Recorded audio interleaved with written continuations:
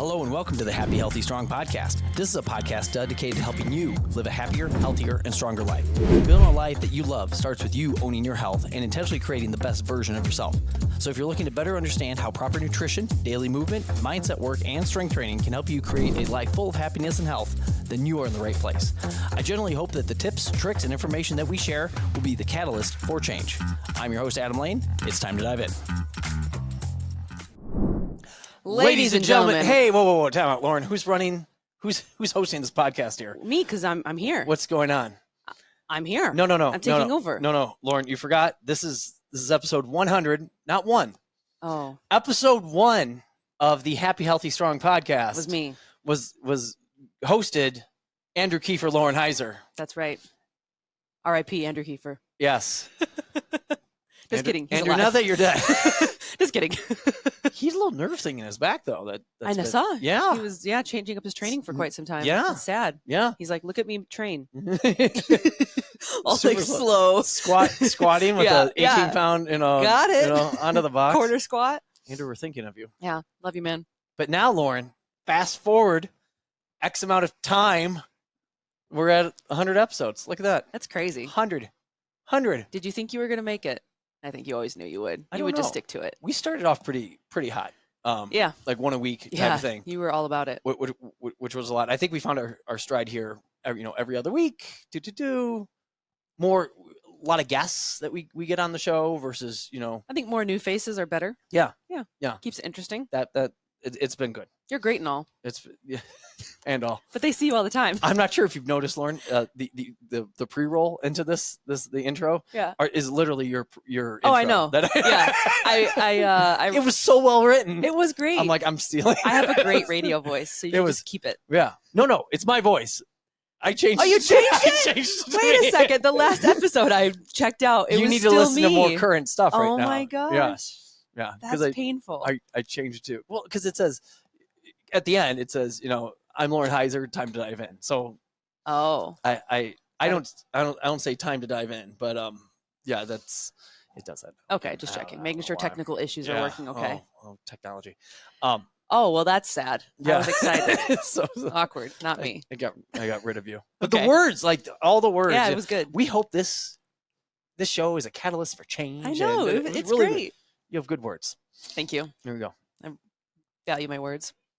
Listeners, if you're not familiar, Lauren, and we just had you on a podcast not that long ago. Yeah. A few months back, and Lauren I used to coach Lauren in high school basketball, cross country, and track. She was the original general manager at Oak Strength in Roscoe. Yep. And got a big girl job with a Eleiko barbell and has spread her wings and gone other ways since then. I love that you've developed to the time where now you say Eleiko right. I know. For the longest time, you still said I don't know why. and I really appreciate that. I don't know why I keep saying it barbell either. No, I say Eleiko barbell too. Oh, do you? I do, Okay. just because it helps people. They also make dumbbells and squat racks. Right, yeah, everything. But otherwise, people are like they focus on Eleiko and they're like thinking like electrical, which is what it was. But it's just funny, so I say Eleiko barbell, even though it's not the name. It's not the same. Probably not appropriate, but that's what I do. Okay, you're good. I don't know if the Swedes will care. Maybe probably they not. do. Probably not listening. They don't know who Lauren is. Nope. They don't care. We don't. It's fine. Not concerned at all. Not anymore. No. Anyways. No. So to fast forward here, Lauren, here we are. You are in town. I am. Because you are doing some interviews. I am. Yes. What interviews are you doing? Here, I'm going to back up really quick. Also, along with doing everything that we said there, hosting the podcast, working with Eleiko, running her own nutrition company, very much one-on-one, specializing, system of the body, more advanced issues people have that are more than just like, hey, give me some macros or some food amount guidances. People that kind of passed that or had played with that and didn't get results and maybe had some underlying things going on with their gut or their liver or hormones, and like working through that stuff is what I was doing for quite some time. Yes. So dare I say, I'm going to emphasize that. Yeah. Higher level stuff than just like, what are my macros? Like, not that that's bad, but it's like there are a lot of people who need more than that. And and have been let go by other coaches that are just like, I can't help you. Like, you must not be compliant. Which very well they may not be. Yeah. Are you lying to me? Yeah. This isn't right. Even if they were, there was probably more that they needed to kind of get that jump start. Yes. There's probably some underlying reasons why they couldn't be compliant. If you have low energy, low libido, low all these things, like, it's very hard to make good habit choices and have the drive to follow through on what a coach is telling you, even if it's great advice. Yeah. So, and you were instrumental when I got my blood work done back in the summer. Like, you were able to take a look at, because I got some interesting opinions from people that were people trying to sell me things. Yeah. And that's fine.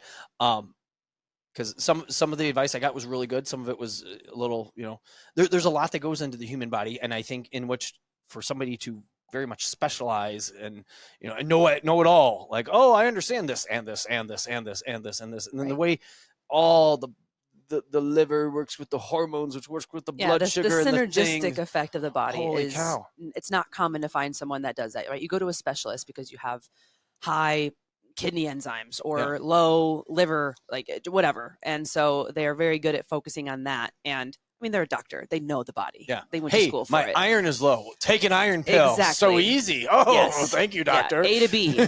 There could never be a C or a slope here. Like, it's just like, go. And it's really helpful if you can have someone that can kind of look at all the pieces. Yep. And I mean, I'm not to the level of a doctor by any means, but there's I think you shortchange yourself there, but that's fine. But there's a lot that you can look at and connect, very simple lifestyle wise, and also some supplements.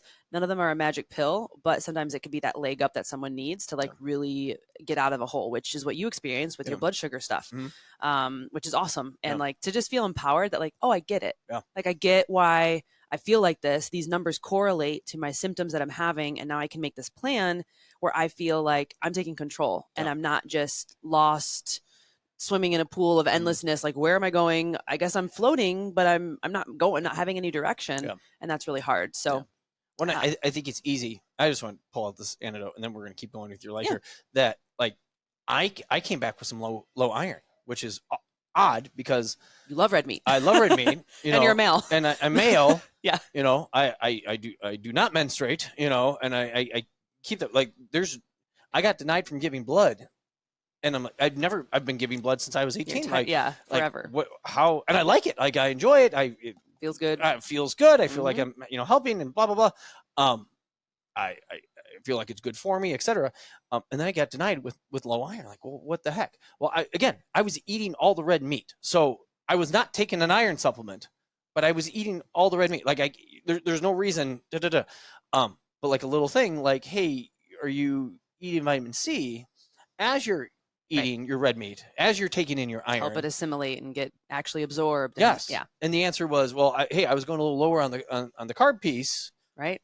Trying to really bottom out some insulin levels in a healthy way, not in a dangerous way or anything. And I think I neglected that piece, and it was again. And that's a pretty easy correlation. Vitamin C to the iron. Quick WebMD, iron to and you'll know. Yes, they work well together. Yes, and there's a lot of things that do that, and there are a lot of things that are a lot more complicated. Yeah, that these B vitamins, holy cow, B vitamins. I know. Can affect so many different things and yada yada. But, like, I think that's some of the stuff that people don't understand. Yeah, I think doctors don't understand. Anyway, there's a lot going on there. Yeah, well, because it's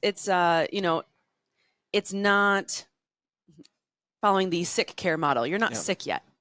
And I don't mean that negatively. That is what doctors do. They treat sick people. And so when you are looking at these kind of preemptive things, and doctors cannot waste their time waiting in, this may help you 2% and spend their time talking to you about that. They need what's going to help you 80%. Yeah. Quinn's sick, amoxicillin. He's going to feel 80% better. Yeah. What's that going to do to his gut afterwards? We're not going to talk about that. Yeah. Mm-hmm. Like, that's the 20% that over time could get you to a big problem, a big disease, a big something. Yeah. But unfortunately, they just don't have the time to wade in those waters unless that's what you specialize in, and also what you are getting paid for. That's bigger bills that people can't afford. Yeah. So they just want now what's going to make me feel better. Yeah. So I found it funny waiting in the waiting room in which to get some of that blood work, and just looking at around and being like, not only am I the healthiest person here, I am an Olympic athlete. I know. Compared to everyone else in this room right now. Yeah. And not that it made sense, and it was frustrating, but I was not thrilled with the in and out, like, oh, great, yep, we got their bloods here. These look good. They're in range. Bye-bye. And just like, yeah. Wait, but this is a little bit low. No, you're in the range. Look, bottom, top, you're in there. You're fine. Yeah. I don't know why I just went Seinfeld voice there, but like, that's the part that makes it sad and frustrating when people are trying to do better. Yeah. And it is interesting. And want to do better as opposed to just, I don't know. Now I like your glasses, by the way, Lauren. I just noticed them. Oh yeah, they're like blue tortoise. Mm-hmm. Tortoise? Yeah, tortoise is like calico, like. You're saying words. Okay, well, I'm not going to waste time on the podcast explaining tortoise to you, but the listeners are definitely laughing at you. Yeah, because they all know. Yeah, totally. It's like tweed, like it's a style, a shape. Okay, I'm done. Tweed. Anyways, no, I'm saying tweed is another example of like how you could call something, and people would know what tweed is, but never mind, you don't know that either. I was going to say, in defense of the medical system to an extent, they are pushing towards a model where it is not pay for services, it's pay for results. Yeah. And so, I mean, we're fast forwarding a little bit. We might back up to get there. But the surgeon that I work for, he is a surgeon and he is going to get his master's. I'm forgetting the acronym, but it's in this kind of model where he can speak the language and understand. It's essentially pay for the best result. So as a surgeon, that means no revisions or infections or overnight stays or longer stays. So they do more time on the front end, working up a patient, looking at the health history, making sure we have everything that we need, no contraindications or things that are going to cause them to have something else happen while they're on the surgery table, and make sure that they get the best care and can leave that next day. Yeah. And I think that's really cool. It's a long time coming though, right? Like it's in the works now. So maybe in 10 years we'll have that model, which would be similar to you go to the doctor's office, and if you're sick or whatever, and you're trying to get help from them, it's not just services rendered like, okay, I saw you, hey, you have the cold, see ya. It's like, if you have to come back again for that same cold, that's a hit on them because they didn't help you the first time. Yep. And so that's really cool, I think, to have a more nursing model approach to medicine where you're looking at the whole person holistically, which is really the main difference between like a nurse and like a PA, or a nurse and a doctor. Is like doctors, PAs, physicians is serve the issue, like diagnose, treat. And the nursing model is like, let's look at this angle, let's care for that. What else does the human have going on psychologically, relationally? Which is really cool. So I think there's hope, and a lot of doctors are realizing this. But just like anything, it's a slow adoption.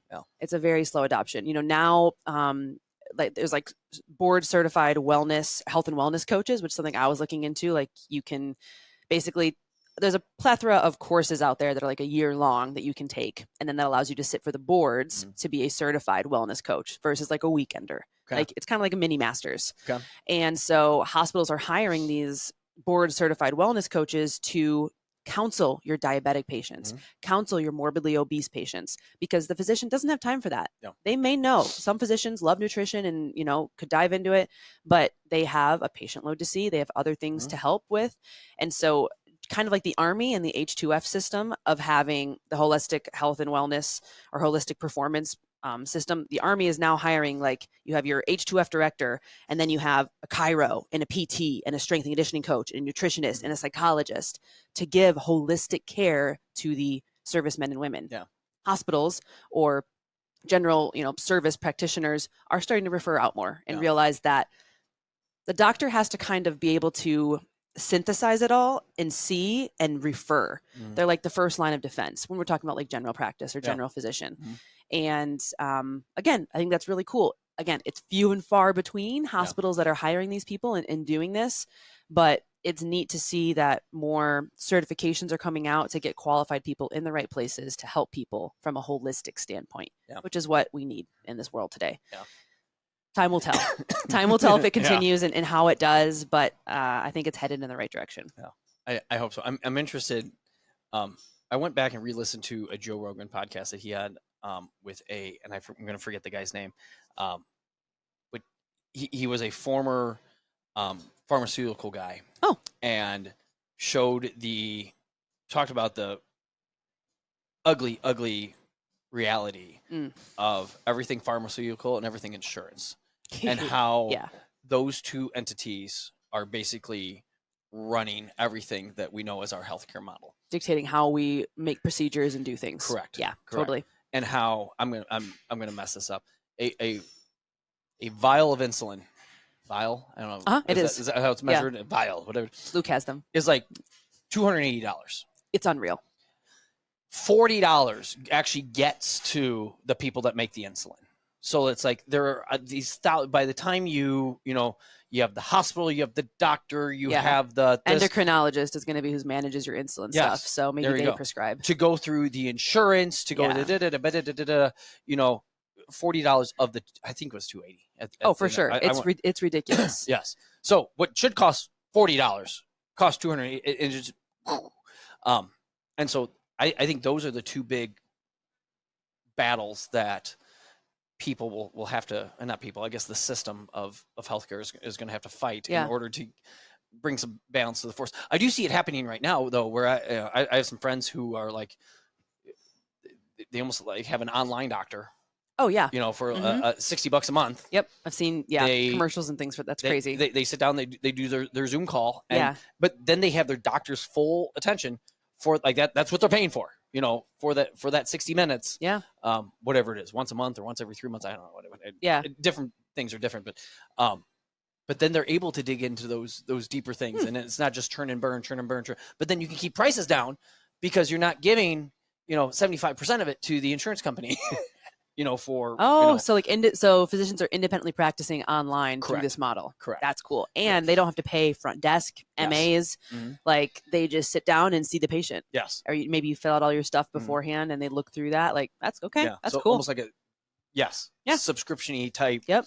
Type deal, which is interesting. I haven't gone that route, but I'm very curious because crazy. I've never felt a time where I've actually been able to sit and when the doctor said anything else, and you're like, well, actually, like a half second pause. Okay, great. Well, we'll see you later.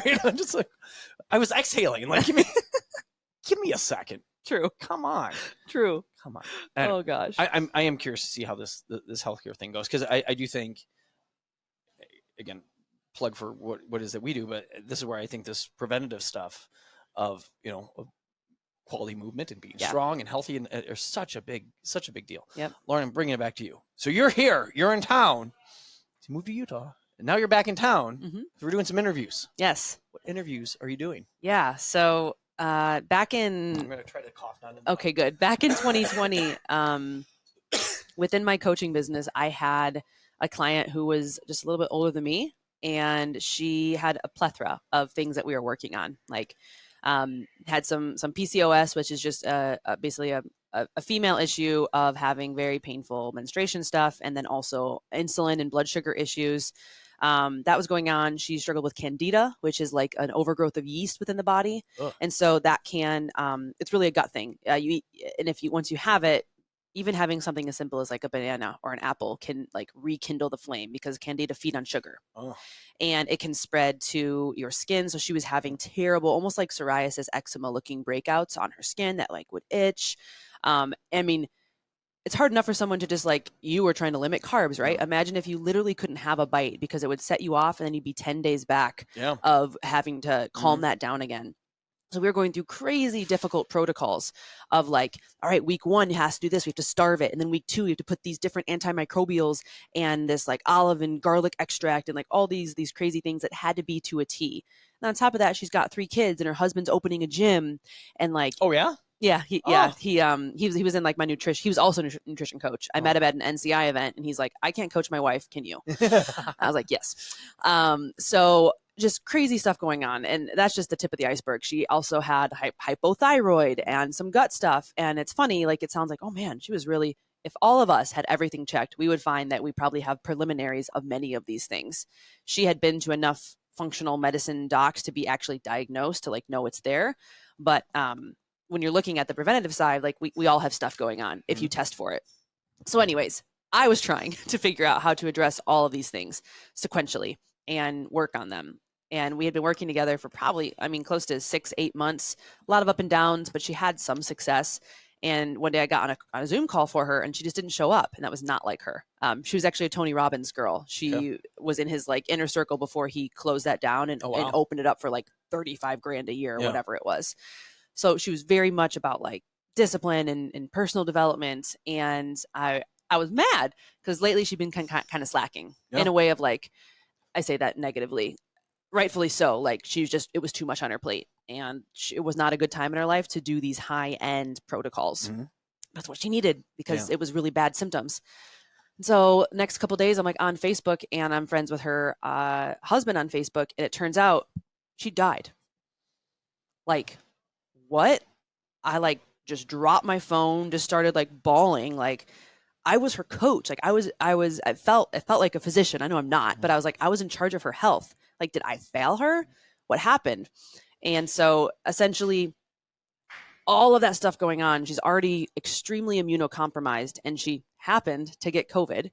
And what they do, put her on bed rest, the mask thing, whatever, oxygen, and laid there, I don't know how long. And maybe even she even got pneumonia too. And she died at the age of like 35, 36. And that's where it hit me like, oh, wow. Like I really care about this stuff, but even if I knew she had COVID, there's nothing I could do about it. Yeah. Like I could give her all of my holistic protocols and things to do, which would have been helpful, but I cannot diagnose and treat legally. And that was kind of my push. I'd always wanted to go back to school in some fashion. I always thought maybe like PhD in like sports performance or sports psychology. Well, then I don't get to do the movement side or the nutrition side. Like what can put it all together? And I already tried the med school route coming out of college before I worked for Adam. And it just at the time, didn't sit well with me. And I'm happy that I didn't because I got a decade of coaching and like the interpersonal skills and getting humans and getting people is something I will never lose. And I think that is going to completely change how I do things, how I look at things from a coaching mindset when and if I'm able to become a physician assistant. So I essentially chose that route because I've already had a decade of schooling and like I don't want to go to school again for 5 or 6 years. And I don't believe that for what I want to do, being a doctor is going to make me any more well off than being a physician assistant. I want to deeply understand the human body. I'm going to get a crash course in that for a year straight, where every single 4-week cycle, I'm for 4 weeks straight learning cardiovascular system, like 10 hours a day, 5 days a week, and constant testing. And then the next system and next system and next system. And that's really cool to me because I've always learned it on my own. I do much better when I'm given like, read this, test on this. Yeah. So you're an academic. Yeah. So that's super exciting to me. And then it's a year of clinicals where I get to go to female health or behavioral or cardiovascular or general medicine or surgery, which I already help with in my day job. But that overall is like putting everything that I've learned into a medical model. And do I want to be a PA forever? No, I'm going to have to practice in some, if I will, non-entrepreneurial like day job of like a 9 to 5 being a physician assistant. But I would love to teach someday. I would love to integrate my role as a PA into like a personal practice. If I am an online PA, in some states, PAs are going to be able to practice independently. Don't tell my sister; she's not happy about that as an MD. But all these PAs running rogue, giving advice. So in Montana right now, PAs can practice alone.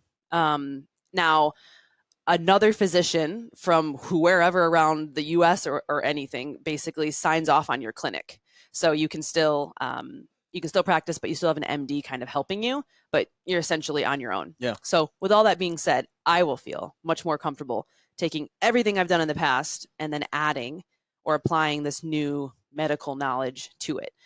I don't understand the 7,000 medications my clients at the time are on. Like that's scary. I could put them on turmeric and that could contraindicate with their Eliquis, which is like a blood thinner. It could make it more effective and that could hurt them because they could cut themselves and like bleed profusely because I told them to take curcumin. Yeah. And those are things that I just never thought about. Yeah. And let's be clear. Something like that example right there, like curcumin, turmeric, an omega-3, exactly. Fish oil type thing. Yeah. These are very safe. Right.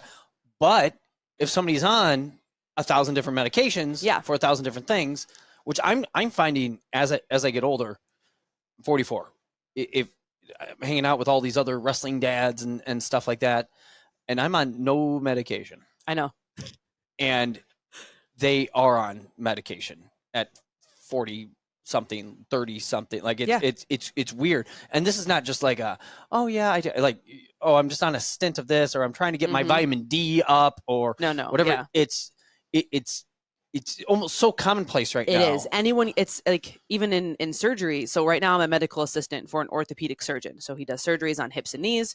And I essentially, when you come to the hospital or your doctor's office, I'm the one that says, hey, Karen, come on over. And I take you to the room and I ask you a bunch of questions, and then I let the doctor come see you. So asking a bunch of questions, we don't care when people are on blood pressure medication, or even kind of like, oh gosh, what's the other one? All the statins, which is for cholesterol. Oh, cholesterol. There we go. Blood pressure and cholesterol. Those are the two that were like, whatever. Everyone's on them. And everyone's on them. Yeah. I was offered a statin like 7 years ago because my cholesterol was high from a traditional blood chemistry analysis. And like, are you kidding me? I'm 25 and you're going to put me on a statin to lower my cholesterol because it's borderline high.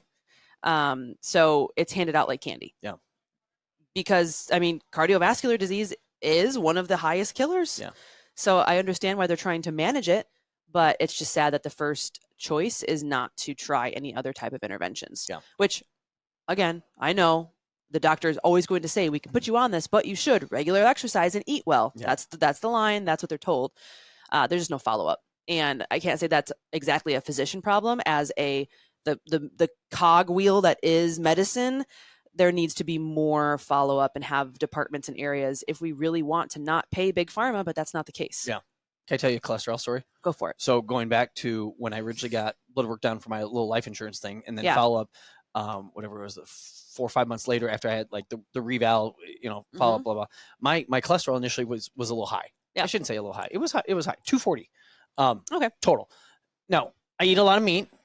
My mom's side of the family had high cholesterol. Now, with that being said, grandma lived to 90 something, grandpa lived to 95, like had no heart issues ever, just high cholesterol. Who knows why? Yeah. So I got this. Well, son of a gun. I don't know if I talked to you with this or whatnot, but yeah, we did talk a little bit. I remember. Yeah. I started because. Like, well, hey, and maybe that's what it was. Hey, Adam, maybe you just eat a little less, of the red meat thing, because we were waking up, eggs in the morning, right, and blah blah blah blah blah. And there was a deal on the Creatures of Habit, oatmeal. Oh, that's, yep. Are you familiar? Yes, you told me about this. Yes.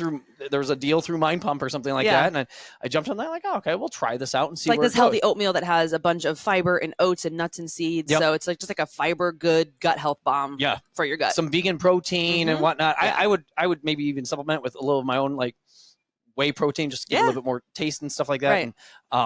And it was really, really good. So I got in the habit because it was quick too. Totally. Overnight oats, boom, boom, throw it in the fridge. I have 3 of them. I had 3 breakfasts. I grab it out the door, on the way to the gym in the morning. And so you were just having that for breakfast? Yes. Okay. And I got down to like 175.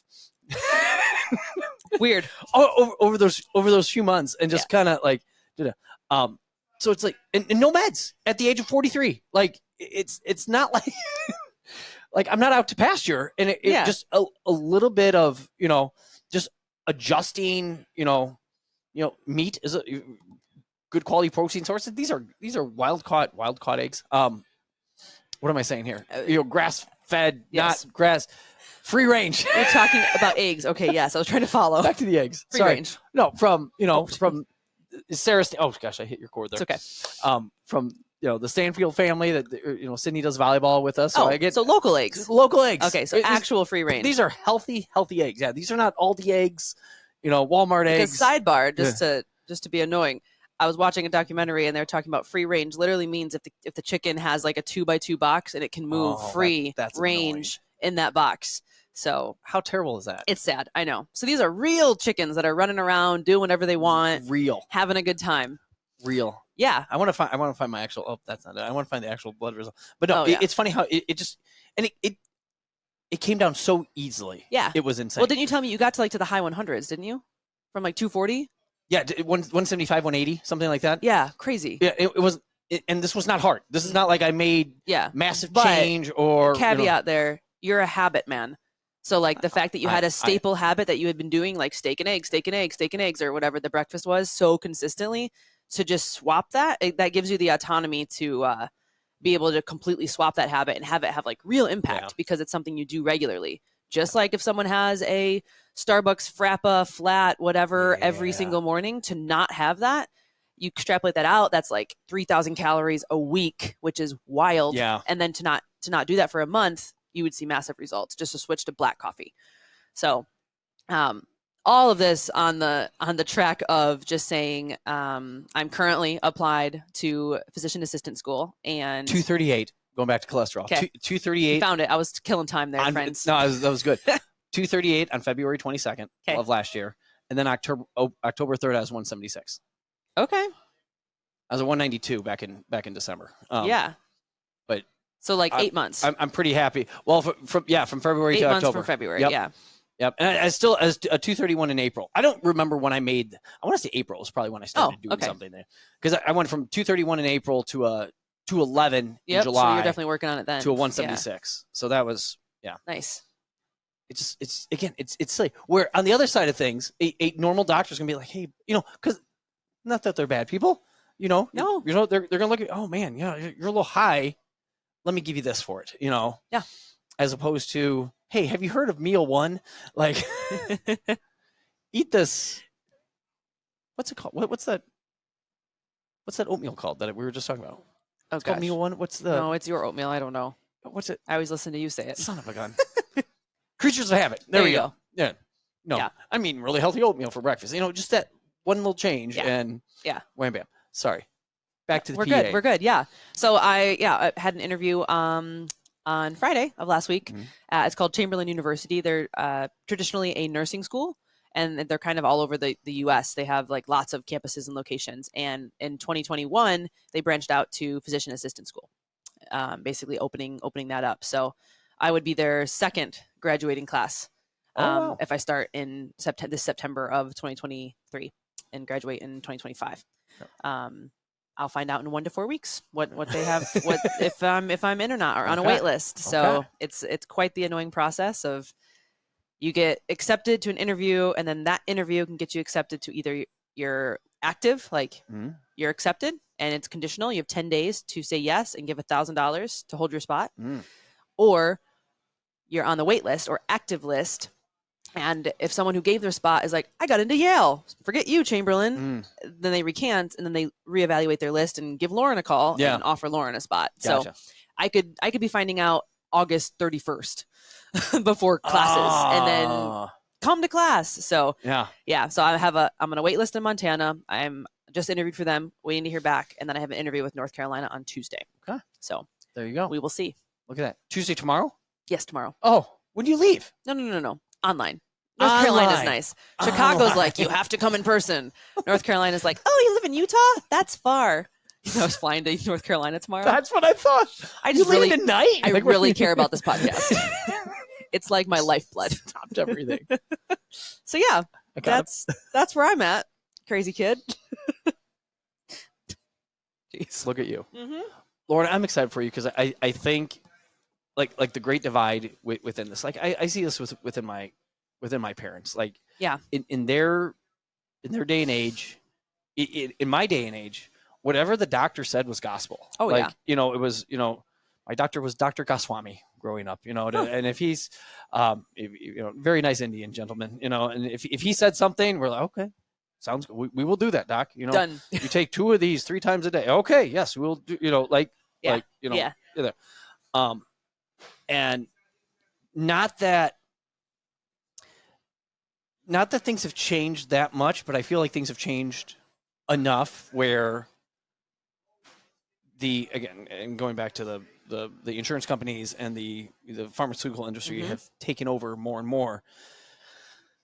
If you're not you need to be in charge of your own health or no one else will be. And, just crummy things will happen. And, like your your 35-year-old mom, you know, I mean, Yeah. how sad of a story that is. Like Yeah. that is tough. And if she was not at a good time in her life to do it, when is a good time? Right. I don't know. Exactly. I don't know when a good time is. Yeah. But I get it not being a good time. Like I totally get that. Yep. But also the sun will come up tomorrow, but maybe the sun won't come up tomorrow. Like we don't know. So it's such a, so you see, I think people going one of two ways where they're all in within the current medical establishment, everything we do, and you know, healthcare for all, and blah blah blah blah blah. But then you have people going, well, a little bit more rogue, you know, on the other side of things. And everything in this world is always so polarizing. You can't be right, you're left. You can't be left, you're right. Yeah. Up, down, left, you know, whatever. There's no middle ground. There's no middle ground. And I think, you know, people like you, and other people like you know, are the things that can bring the nice, smart middle ground here.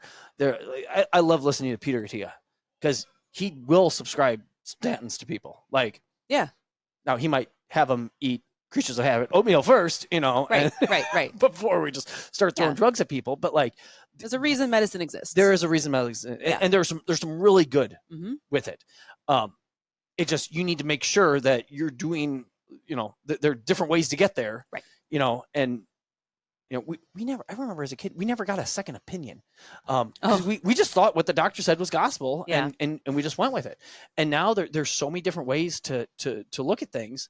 And then so many costs associated with those things that to have, I'm going back to you here, but to have somebody in the middle here that's going to understand the more holistic ways of, you know, helping people through nutrition and mindset and environment and just lifestyle, plus with the, hey, you might need some form of medication thing right now, but something that, gosh, I hope we can get off, you know, within a period, so you're just not, you know, stuck on the drug for the next, you know, rest of your life. I feel like it's very similar when you're like looking at like a physical therapist or a chiropractor, even that you would, I'd like to find one that maybe has their CSCS or the USAW. Like it shows that they have. Those are my favorite physical therapists. The physical therapist with their CSCS. I'm like, bro, you lift. Like, like you have a common ground, a camaraderie, but also that means they're looking at you from two different worlds, and everyone is a blend of something. And so it's very hard for me to go to someone who is from one world and only looking at me in a singular lens. Everyone's multifaceted. And so also, you know, not to say that you have to have a certification, get to know the person and know their background, whether or not they're certified is here nor there, but it's helpful when, you know, they went out of their way to say, okay, and that's kind of where I'm at. I'm, I don't want to undermine the PA profession. Like this is going to be one of the hardest 2 years of my life. I know that, but I'm almost doing it in the sense of like, I have all of these alphabet soup of fitness and wellness and nutrition. And then I also have this medicine side, and that perfectly kind of explains or situates me in how I look at life. And so to, in the professional world, put myself out that way, like, yes, I'm blending these two worlds, and this is what I believe, and this is what I want to work with when I'm trying to help the person in front of me live their happiest, healthiest, strongest life. So, I think it's interesting because I know you've seen this, and I guarantee you people have, you know, that are listening right now have seen this. You have a person who is here, and they want to be here, and fast forward, they get there, but like you take 100 people who were here, and now they're up here. They took 100 different paths to get there. Some people started by, you know, walking every day, and that changed their life. Right. They started to walk. When they got back from the walk, they were thirsty, so they drank some water. They drank some water more than they normally did. You know, and then they're feeling good, so they're more apt to eat good food. They eat good. They eat good food. They're feeling better. They sleep better now because they're eating, you know, in a more balanced way, and they're not eating ice cream at 9:30 at night and then trying to zonk out. And then they start to layer on exercise and blah, blah, blah. And this all started with a walk. We know other people who started with, you know, some nutrition habit of something. Hey, I need to eat breakfast because I skip breakfast and I eat Starbucks every day, drink Starbucks every day, and I get 500 calories of espresso latte mocha frappe coming, you know, into my body. That's a good one. That's my favorite drink. It's so good. It's right here. I think it's the green one at Starbucks. I think totally. I think with the pink swirls. Yes. What was that one called? Do you know what was it? Didn't Starbucks have some like unicorn drink or something like that? Oh, yes, they did. Okay. Yes. Is I never got it. I did not know. You missed I'm out. sorry. Yeah. Missed out. I mean, you missed out on 100 grams of They sugar. have something called the pink drink. Oh, And it's literally just pink, and I don't know what it tastes like, but probably amazing. yeah, definitely. But We digress. put enough sugar in anything. Yeah. But like, you know, somebody else might start that through great nutrition things because that's in their life what they can do and what they can handle. Yeah. Yeah. You know, some people might start like I'd be in the realm of if I do something fitnessy, like Yes, specifically like a strength training thing, totally. Everything feels better when Adam works out. I don't want to eat pizza after a hard No, lifting. no. Like, yeah. Yeah. Oh my gosh, I worked out so hard. Give me some pizza. Like, Yeah. no, I want to eat well Right. now. Like I feel good. So like, Yeah. For people to understand, you know, doctors, PAs, whoever, to understand, like, hey, we're here. We want to get here. There's a few different routes to get there. And to know the person, to take time to ask the questions, right, is probably the best way to do it. Like you have to know the person, because I wish everybody that walked in here, their first step was lifting weights. I wish that was a thing. Right. It's not always. We have people who are, you know, who have 1,000 other things going on, and you know, a 15-minute walk a day, 30-minute walk a day is a better option for them, or making some nutritional changes or whatever it is. And it just, again, people are different. Different people are different, and just for doctors to prescribe one way is not necessarily the best. So to have somebody like you who understands, I'm going to say you understand it all, who understands it all. Okay. There's nothing that you don't know, Lauren. Darn right. If I don't know, I'll find it out. You got it all. But no, but like there's like that. Most doctors don't understand nutrition stuff. Most of them don't understand, you know, fitness stuff. Yeah. Strength conditioning stuff. Blah, blah, You only blah. have to be smarter than your patient. Yeah. Then I'm doing them a service. One chapter ahead. Exactly. One chapter ahead in the They book. might be doing this, and I'm like, but you can also do this, which is step 2. That's great. Yeah. No, so I'm excited for you, and because I think this kind of merges the. It's been a long time coming. Yeah. I've had a lot, you know, just like you're talking about the habits. Like, it's cool. People always made jokes about like, oh, you know, in your 30s you really like figure it out, and then in your 40s you're kind of like coasting. Or everyone has different thoughts on like what decade is their favorite. Yeah, right? I wish I was coasting. I know. I say that, and I'm like, well, Adam's in his 40s. But it's refreshing for me to feel. I don't know. It's scary as heck, but just like a little bit at peace. Like, all right. Before I like dove into coaching and didn't know that it would end after a decade or so in one fashion. And I had all my eggs in that basket. So it's not scary for me to put all my eggs in another basket, because it's still just experience and knowledge. And I know I can take it into something, even if PA isn't my end all be all. Yeah. Just having that like hope of like, it's cool. Like, I know I'm going to enjoy it regardless, and I will learn something from it, and that will help me bring value to whatever I choose to do. Yeah. So it's exciting. Yeah. Look at you. But enough about me. Yeah. That's old news now. Fast forward. It's coming. It's coming. I'm excited to see how you do. Thank you. I hope Chicago works out. Thank you. Yeah. Montana sounds pretty cool though. Cool, and lots of snow dumping, but I'm going to need like a parka, like one of those down 800 coats that they wear in Alaska. It's crazy. Yeah. You should look up some, just Google Bozeman in winter, and it's like snow. Oh my gosh. Like piled up the size of trucks. So no stranger being here in the Midwest, you know, lake effect. We've had some crazy stuff, but like it's not the same. Not the same, I don't think. It gets cold here, but it's like cold and avalanche. Yeah. So we'll see. That's where it is? Bozeman? Bozeman. Okay. Yeah. Yep. Yeah. Fun. But I've been out a while here from Oak, so missing all the excitement. I know. I'm sure there's been so much great things. A lot of changes going on with your adult classes. Over the years, I've seen so many program iterations. Right, we were CrossFit to start. Can I even say that on you this? Can. No, that's legal. I'm totally kidding. We'll bleep it. And then we did some 5-3-1. We kind of transitioned out like, oh, let's get our people strong and do just simple strength. And then we kind of got into level method for quite some time, I feel like. And then sprinkled in some Adam special of like, that was then probably 7 years into you coaching, and you're like, hey, I understand this stuff pretty well. I'm going to try to do the programming for a little while. Yeah. And that's exhausting. It's exhausting. Where are we at in that evolution? So, Lauren, the problem we run into within a group class, I was talking to one of the wrestling dads yesterday about this, because he's he's kind of a fitnessy guy, but he's bumped around to a couple different things. Yeah. His wife loves the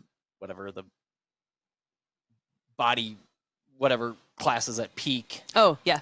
What am I saying here? I don't know. Body pump. Probably. We're asking the wrong people Something, here. yeah. But So he's bopped around to a few different things. And the tough thing is when you run when you do personal training, it's easy. You know, you're working with Coach Tim, Pastor Tim out there. Yep. You know, Monday, Wednesday, Friday. Matt knows what he's going to do with him on Monday. He knows what he's going to do with him on Wednesday. He knows what he's going to do on Friday.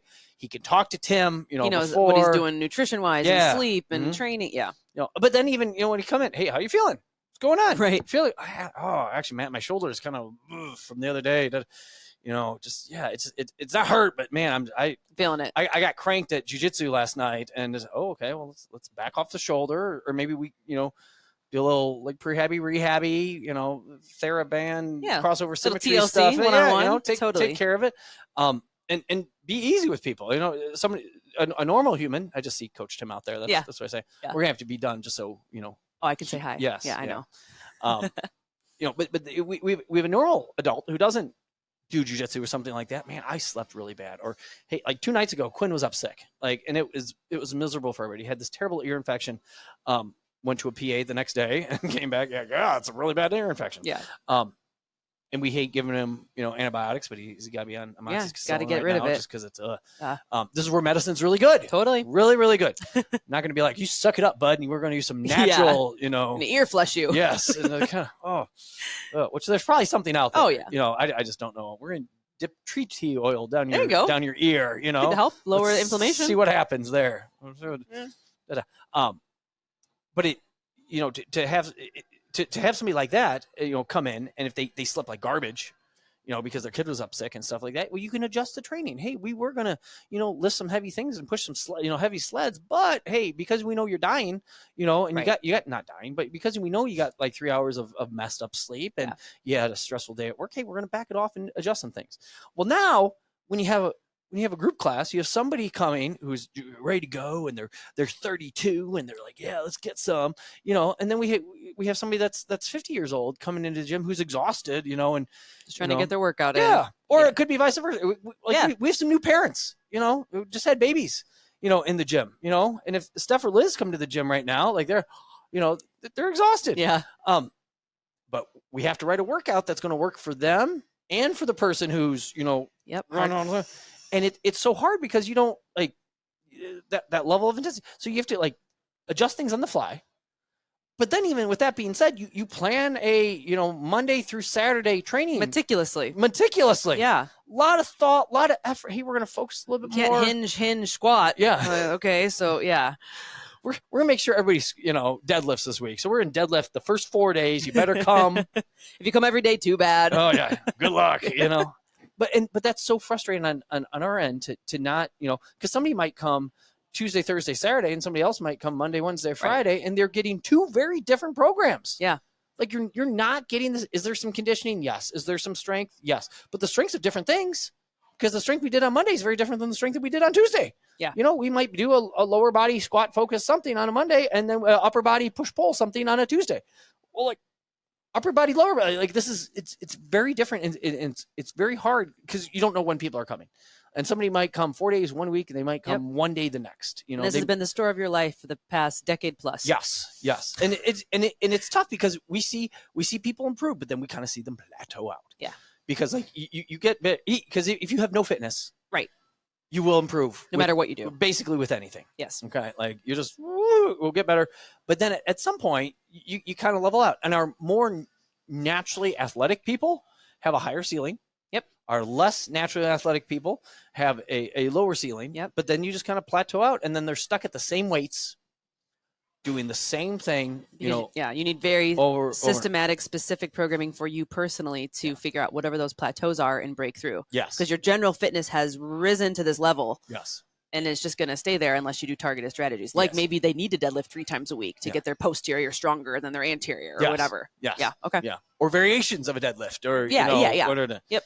So we got to the point, and Coach Hannah was instrumental with this, in the way of sitting down and really looking at the year from a, you know, let's tackle this. We're Okay. gonna plan this out. Yep. And we have 6 different cycles that we're gonna run through 2 months apiece, split, because we know how the attention span is of the typical adult. Hey, we're gonna do just these very simple 4-week chunks, Perfect. 4-week blocks. Yeah. You know, of focusing on different things. So January was symmetry. So we're focusing on the body being symmetrical. Yep. We have A lot of unilateral stuff. a lot of unilateral stuff, which people hate it.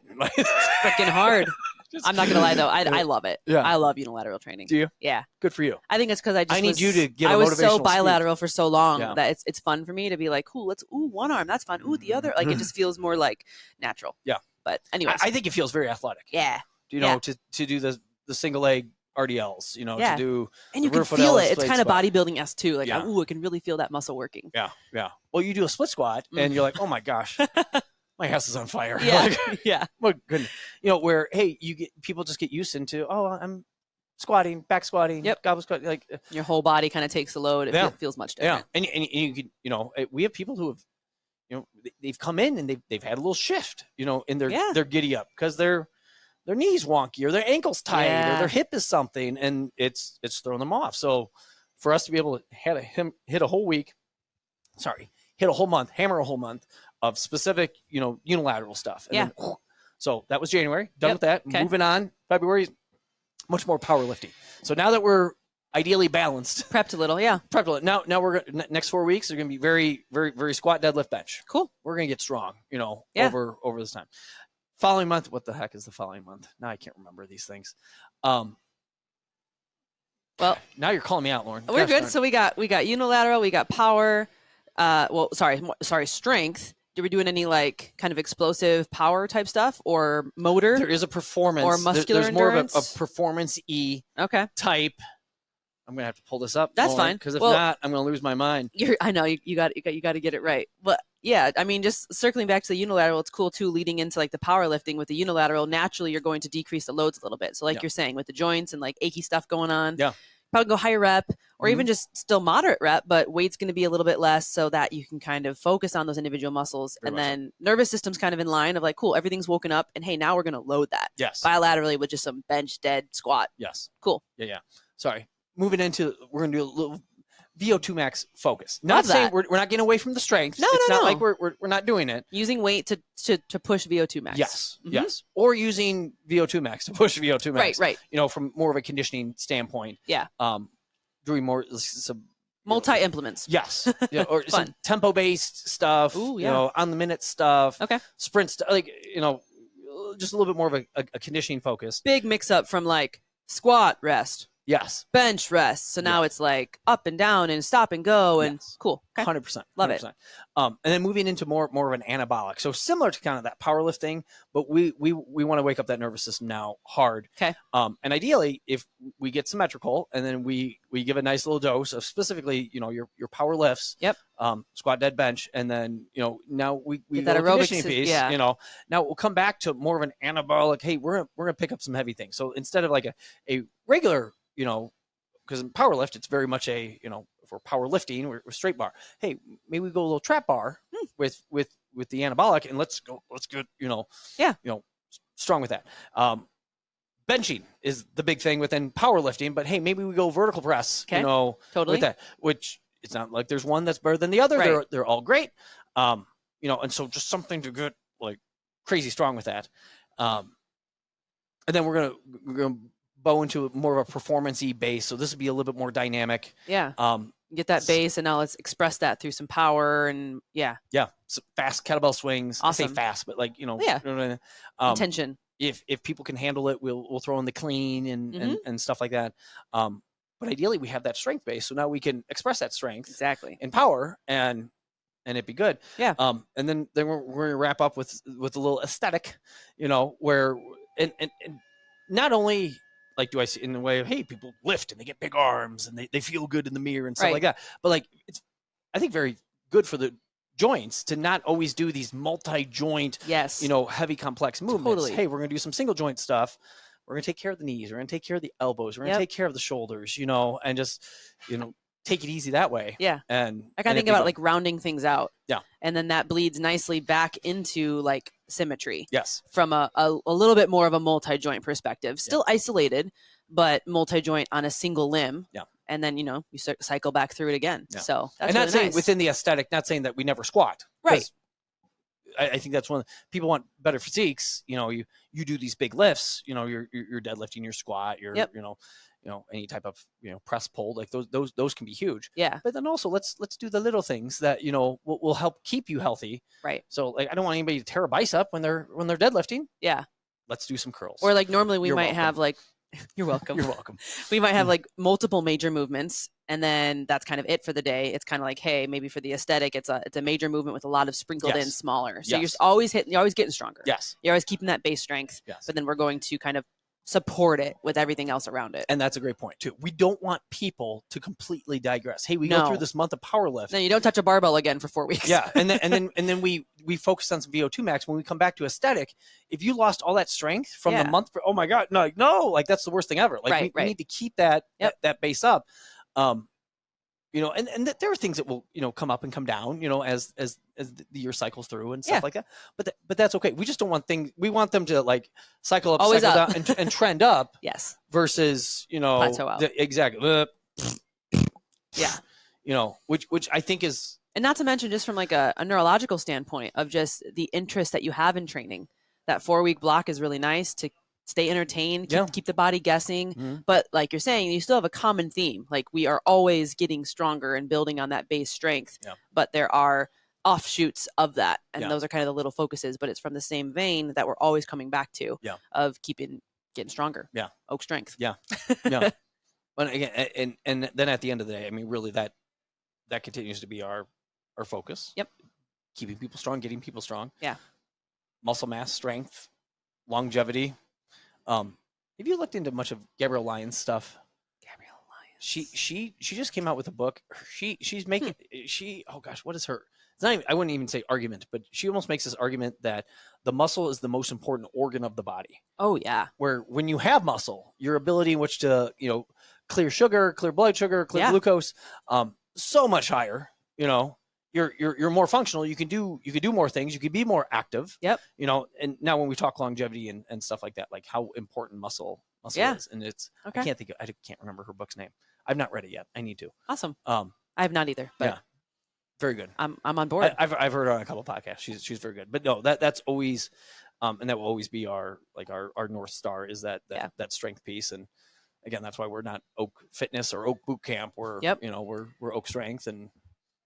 Sometimes people think we're a powerlifting gym, right, like asylum, confusing, strength. Yeah, we've had some very interesting phone calls through the years. I can imagine. Well, I'm only deadlifting 550. I'm like, well, dude, you got to get stronger before you get here. We can't take you. No. You don't belong. Try West Side and then give us a call. And come back. So no, but Lauren, I do hope. I'm optimistic that taking this approach and then also with that too, we did this back in the day. I don't know if you remember this, but the max effort black box stuff with I love that Michael Rutherford, who was out of Kansas City at the time. Like, the first day of the week that somebody comes up, they're doing I love that. The Monday strength, the 8-day strength. That was fun. The second day they come, it might be Wednesday, it might be Tuesday, it could be Thursday. Right, but they're getting that second important. They're doing the second thing. So we might have a couple people doing some slightly different things. Okay. But like, because hey, Deb came on Monday and Tuesday, but Heather. So you're going to try to you're trying to implement this a little bit. We are, yeah. I love that. Yeah, and it's. I think that's the only workaround. Well, it's a good thing our coaches are good because they can't just willy-nilly. They can manage that a little bit. Because it's not easy, but the reality is to have 10 different humans walk into a class and have them doing all the same thing and expecting the same result out of all of them, especially because half of them aren't going to come the next day and the other half aren't going to come the day after that, and the other half, 3 halves there, aren't they got sick and whatever it might be. Like there's just so many different variables, but we're able to get them these 3 specific strength training days. Yep. and then I almost don't care where the conditioning lies in. Like, you want to push some sled. Right. You jump some rope. You want to, As long as your heart rate gets up, pedal a bike, you know, however you want to drive that. But hey, if we're doing symmetry stuff, hey, we need to work that single leg blank, even single arm stuff. Totally. 8 day, B day, C day, or whatever, Monday, Wednesday, Friday. I don't know, whatever Hannah's calling it. She's been running with that and doing a really nice job. We need to make sure that people work through these progressions. Yep. And if you do those 3 different strength trainings for those 4 different weeks, by the end, you should be better. Yes. And it be good. Yeah. So. Well, that's great. There we are, Lauren. I'm excited to see how it plays out. I'll let you know. Yeah.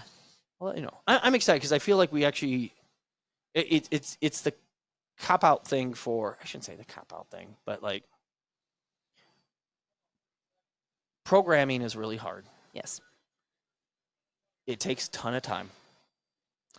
And then not only, like, even when I was programming, it wasn't even the programming that took time, but it was sliding it into whatever our platform. Google site. 100%. The actual program is never the issue. It's how you deliver it. Formatting it, making it look clean. Is anybody going to be able to read that? Like, oh my God, I need to make that fun. Oh shoot, now I need another slide. And that's I need one a third day. slide. Exactly. Yeah. Like, it would literally take me, like, if I programmed a week, it would take me roughly a half hour a day. And that's the putting the movements together and put them on the thing. That's not even including like the coach's notes, warm up, cool. Yeah. The micro or the macro overview of right. like, hey, this where you're at in the cycle. Yeah, exactly. Yeah. Like, or what does the next cycle need to be? Like, yeah. Oh, how about this? What about that? And then the cycle after that, and the cycle that. It just, I mean, you're talking like 3 hours a week minimum on programming, and then again, somebody comes and they only come Monday, Wednesday that week, and they're like, "Well, I'm not getting better." Well, wonder why. I don't know. Yeah, I can't help you. Yeah, you can't help yourself. What's going on? But they're getting some, and the person that comes Monday, Wednesday might be like, "This program's terrible," but somebody that comes Tuesday, Thursday, Friday be like, "I feel amazing." You know, it's like, "Oh my gosh!" Like, so it's so hard to, again, because it is a group format, which people love. Mm-hmm. They love training with other people, and they love that piece. But to try to deliver that very personal piece, within the group setting is the goal. So right. I'm excited to see where this goes. And that's unique in a world where everyone is doing group fitness because it's sexy and it's just like show up and work and sweat really hard and go home. And for most of the general public, that's their knowledge about fitness. They just think I have to work really hard and sweat really hard. Yeah. And if you are able to, you definitely can do that. You definitely can. You definitely can. But if you're able to communicate the longevity, and I hesitate to use performance because not everyone thinks they care about performance, but development of you as a human. Yeah. If you care about that, to know that the gym you're going to is putting this type of thought into it is really important. Yeah. If we can communicate that to our members and help them understand and buy in on why it matters and why it's not better, but different than Orange Theory or boot camp or peak classes, whatever. Yeah. Not better, different if you value what we value. Yeah. So. Yeah, that's well said. Yeah. Well, gosh, what did you just say there? You said something and my mind went, Buy in. I don't know. Lauren, you speak so many good words. And then, it'll come back later when the podcast is done. That's probably what it is. 3 days from now when you're in North Carolina. You'll be like, hey. Oh, wait, I'm not going. Son of a gun. Well, the only other thing I was going to mention before we finish up is you have acquired quite the eclectic and awesome group of tools and equipment in this gym that many probably don't know about. And so on the group classes side of things, you talk about all these different cycles that we're going to do. Do people understand the options that they have to use to utilize these different movements? I don't know. I hope they do. I think there's some. I think this was not the goal, Lauren, but it's something where like people get bored with doing like the same thing over and over, which I get totally. But at the same point, the squat is the king of all lower body movements, and I don't care what kind of squat you want to do. Right. Goblet squat, back squat, front squat, blah blah blah. You can argue about loading the spine, da da da. I don't care. The deadlift, the king of all, really posterior chain, back move. You want to get big and strong and da da like that. But I think when you're able to challenge a lot of those same movement patterns with unique pieces of equipment, you know, sandbags, and we had the torpedoes, which are like dumbbells just with handles on the side. Yep. A couple months ago, we got turf put in on the adult side of training, because we use the turf all the time here with our personal training people, personal coaching people, our athletes. People going back and forth between areas. Yeah. And it was just because the adults have their own space, which is very, very nice. Very nice. So we wanted them to have their own turf, which there's so much good, healthy things with, you know, the ankles and knees and you know, hips and the whole shebang, pushing forward, pushing backward, you know, blah, blah, blah, blah, blah. So we got sled and turfs over there for pushing and pulling. And, you know, we've had it for a little bit, but those stinking inertia waves, which are like battle ropes, but battle ropes with constant tension, that you're always having to be locked up in that, you know, slack pulling on the, which that's the part of the battle rope it's I never so liked. hard on the rotator. Like, let me just internally collapse and not have any stacked. Whatever, the whole shoulder joint is, you know, pulled anterior, you know, hanging on, as opposed to with the battle ropes, you lock it in and go. Or the inertia wave. Sorry. You have to really like pull back and create that tension. And now there's that cool, what does Cal Dietz call it? Oscillatory type. Like oscillation, like pressures within the body. And there's so many different things you can do. You can face different directions. You can work different planes of motion. You can go fast. You can go slow. You can throw rotation, you know, into it. We have the anchor units on the wall, which is a similar idea, like where it's, you know, really able to drive rotation. I think rotation is the most undertrained, aspect of training. And it just, for not only athletes, I think athletes is hugely undertrained, but I think it's super undertrained with the adult side of things, where I think we're always thrown out our backs. Seriously. I'm super embarrassed to admit this, but I got back into doing a lot of sagittal training, and then I was climbing a ton. And twice I threw out my back climbing because I'm climbing and I went for a weird hold to the side and my back just went kink and I just dropped to the mat. And I was that probably didn't help your back either. Oh gosh. Like they're very squishy. And I was like, wow, I need to get more rotation. So then I get excited and I do like 3 sets of 10 of whatever. And then I can't move the next day because it was too much for my spine. And I'm like, I can't win. Like, this training stuff is hard, but totally agree to have someone intelligently programming it for you in a way that you're touching it. And basically it's that fascial tissue being told, hey, I can move in different directions and getting a little bit of tension, little bit of loads in safe doses over time. That's going to make you overall stronger, better longevity, lower risk of injury. So that's awesome. Well, and people like you who can deadlift a house, but then all of a sudden when it comes to something rotational is rough. My wife is a similar way, where she's deadlifted some impressive weights. And then this is a few months ago, but she's had little things where she's pushed the deadlift thing a little bit too much, because you get excited. You're like, oh my gosh, I just lifted that. That didn't feel bad. 5 more pounds, you know, and just like, oh yeah, I feel good. I do. Okay. 5 more pounds. And you know, whatever. But then she sneezed in bed, you know, and she, oh, my back, you know, and it just like, what is it's real. What is going on, you know? And now, you know, Northern Illinois, it snows, you know, people get out and, you know, way too many people die of heart attacks when they're shoveling, and also throw out their backs. Like it's crazy. It's unfortunate. But that's where I think, I mean, we have the jammer arms. Or I'm bringing this back to like, that's the word. Similar idea. Like you can go very, you know, or you can, you know, sagittal, you can get, you know, more of that transverse, you know, rotational piece going for you too, which is cool. But then it's also a thing too, where like if you press and you struggle, you know, with that overhead, you know, position of you know, of the arm, and that's not your thing. Well, hey, press in front of you, you know, and drive it up, and maybe you don't get full shoulder extension.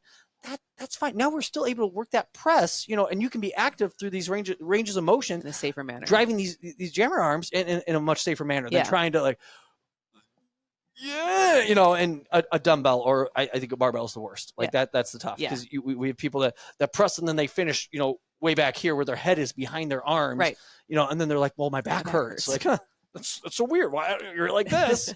Your body's shaped like an S right now. I don't know why. So it's been fun because we don't want, and this is where our coaches have been fantastic in the way of making sure that the right people get the right adjustments. Exactly. I don't want to call it, I guess you could call it scaling, but like it's not always scaling. It's giving the right tool to the right person to get the job done. And if somebody struggles with pressing, I think those jammer arms are a fantastic option, you know, or if they have some wrist things and they struggle with like a barbell press, well, they can use the torpedo, right? You know, and lock it, and that be just a much more, you know, easy, you know, way. Or even if we've had people that struggle like holding on to the kettlebell, like in a front rack thing, you know, well, hey, now we have the torpedo or something of the sort. You know, and maybe it's just the gateway to get them in, because the torpedoes only go up to 50 pounds. We have people that max those out quickly depending on what movement that you're doing, you know, and then they're ready to hold the heavier dumbbell or kettlebell or barbell or, you know, sandbag or whatever it is. And so it's nice. Not that I want to be the gym with 1,000 different, you know, pieces of equipment, but we want to make sure that we have the right tool for the right person in the right situation. Yep. So our coaches can properly give to them what they need, and they get out of this workout what they need, as opposed to jamming them into a box and making them fit. Like, oh, you can't do this, so just do this lame thing. Right. And I guess if you do enough, you'll get better. But like, that's where I've seen people scale, and the scale it's not bad. Like, there's never a bad thing, but sometimes there's better. Yeah. You know, good, better, best with this. Like with your new programming that you have a very specific stimulus that you want them to experience. Yep. And so to take their current ability and match it to a desired stimulus, given the tools that you have, is a unique skill that many gyms aren't going to have because you have so many options where you're not going from, oh, you can't press. Okay, we're going to plank. Not the same plane, not the same stimulus, not the same movement pattern. Like not even close. So to have skilled enough coaches that understand the body, how it needs to move, what the desired stimulus muscularly or physiologically on the body is, and match that to the tools that you have. Not just have tools for the sake of tools because they're cool. But toys for toys. But to actually implement the program the way it's planned, because now it is so specific and you have a purpose with your 6 cycles times 2. And that's also something that's unique. It's like you're getting personalized group training. So you're going to pay less. You're going to get a better bang for your buck and likely be able to stick with it longer. And that's not something that's very common in the new year fitness space. You last 2 months and then you burn out. Because it's too much, and it's maybe the stimulus is over your ability or under your ability and you're bored. But that's not going to happen here. That's the goal. And really that's to be able to, it's so interesting too, just in the way of like people not, and you do this, I do this because we're connected enough with our body. Like we know that if we do a single leg RDL, where we're going to feel it and how we're going to feel it. Yes. Okay.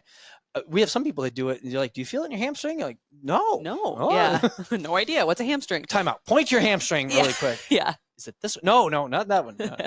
You know, but it's something where like all of a sudden, if you're able to give them, one, it could be a correction. Two, it could be a different implement. It could be a slightly different tool.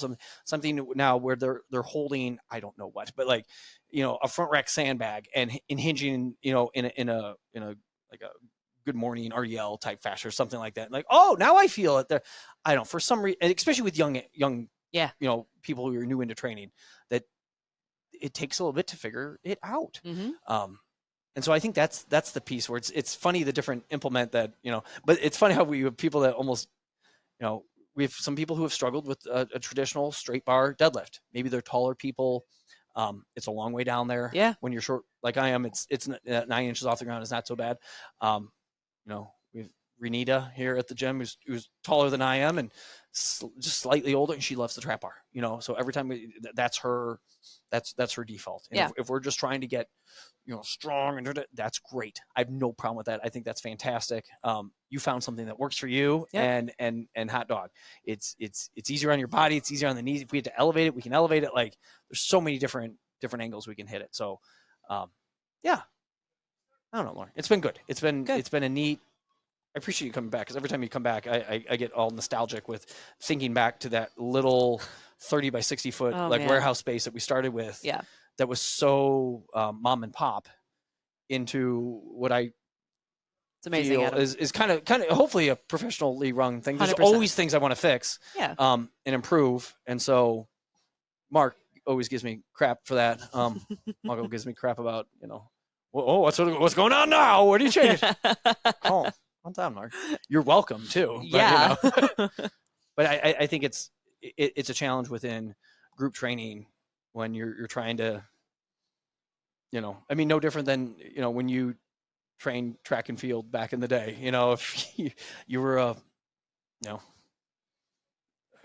whatever, say you're a hurdler, you were never a hurdler, but like, hey, we do hurdle work on Monday and we do sprint work on Tuesday and we do more hurdle work on Wednesday. And then we do, some long stride work and for taking it easy before the meet on, Friday. And if that week you only came to, Tuesday, Thursday practice, you're getting no hurdle work done. Yeah. And then we're saying, go hurdle. Hurdle. It's like, wait a minute, what? I don't know what's going on. So right. I think we figured out I don't even want to call it a secret, but just what's going to work for us in our business model for people to get, like what you said, that individual, feel in a group class. And a lot of people they want to blend in. Like they don't want to, often like go out in the corner and you're pressing and they're squatting. Yeah. Or have Matt follow them around the whole time and whatnot. Right. So anyway, this is fun. Lauren, we probably need to wrap up so you can go see Coach Tim before he runs away. Because definitely. He's stealthy. He is. That man. I'll find him. So good luck with interviews. Thank you. And things. How active are you being on social things right now? Not at all. Okay. I don't think I've posted in like 6 months. Good. You're probably happier for that too. Yeah, I don't need any followers. It's fine. No. I'll let you know when I rekindle the flame. Okay. That'll be exciting. It will. I'm curious to see what you do on that end of things. Yeah. It's interesting to see the doctors and things who have gotten active on different social things and like pointing out like this is not what I signed up for. Like this is like it used to be like this, but now it's like this and I don't like this. I want this and this is and it's interesting. That's why I see it'd be fun. See you being very good with that. So awesome. Well, thank you. Happy episode 100. 100, Lauren. 100. 100. Can't believe it. Listeners, thanks for listening. Over and out. We'll check you on the next one.